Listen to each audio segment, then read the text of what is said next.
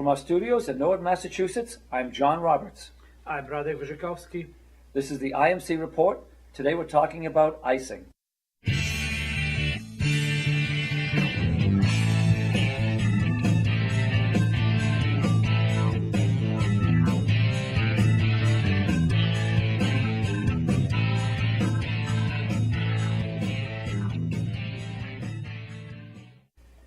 Today's IMC Report is brought to you by IMCTVmedia.com.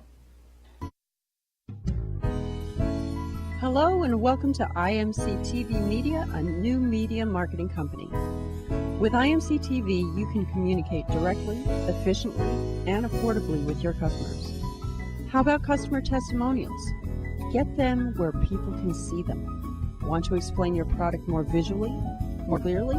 We can do that for you. People love to hear from the company president. Speak directly to your market and win their business. It's video on the web. It's Web 2.0. And it's what you need in order to compete in today's tough market. Send an email to info@imctvmedia.com and a helpful representative will call you back within 48 hours. That's our promise to you. Thank you for your time and have a great day.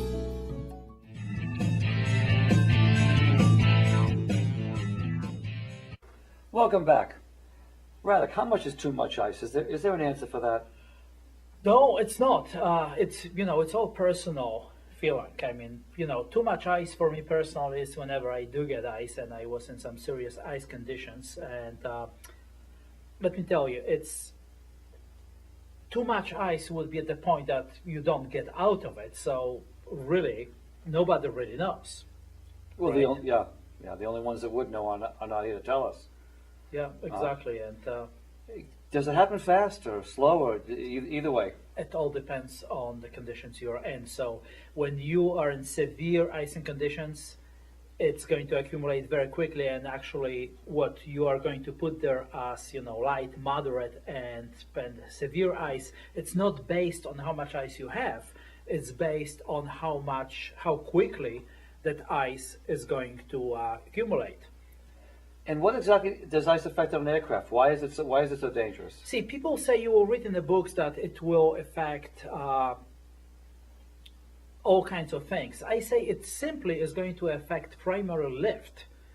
However, we don't realize that the lift is everywhere. You have lift on wings, you have lift on propeller, you have lift on elevator, negative lift. You even have lift on rudder, that's still, sideways lift. So it's all lift that is being affected. And if you have no lift, then you're not flying. So that's why that part is extremely Not to mention dangerous. added weight? And added weight, absolutely, good point.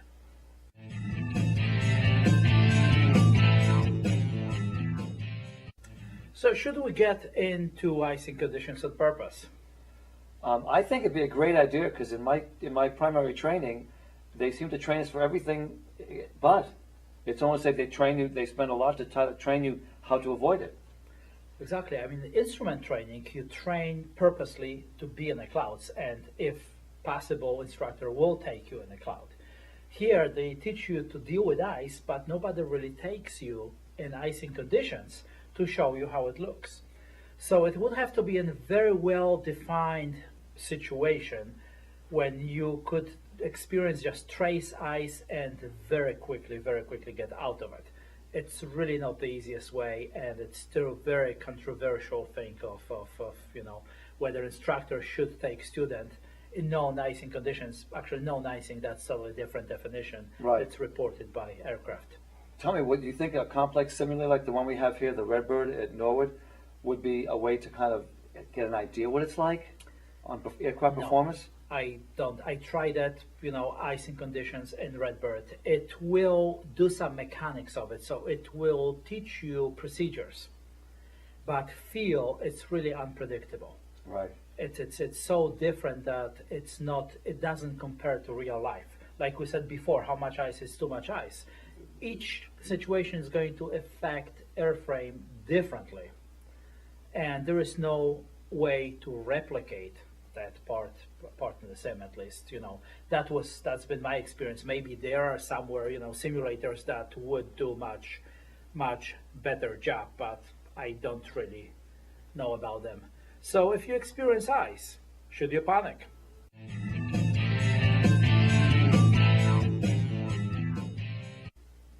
Getting out of ice. Radek, how do you get out of ice? As a VFR pilot, we were told to stay out of clouds, so you're never going to find ice in clear air. True, as VFR pilot, you should not be experiencing it at all. You are an instrument training yourself, so you are getting there. But I would say the question should be how we stay away from ice.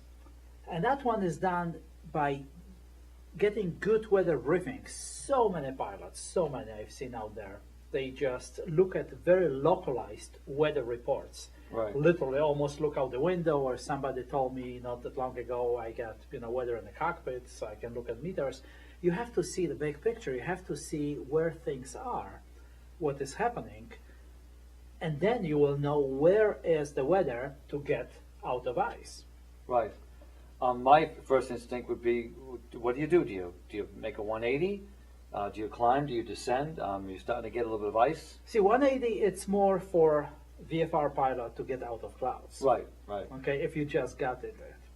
But what you may be encountering when you do 180 and you're in ice, that ice has accumulated a little bit. When you turn around, you may still be accumulated because you're at that altitude that has those conditions. Right.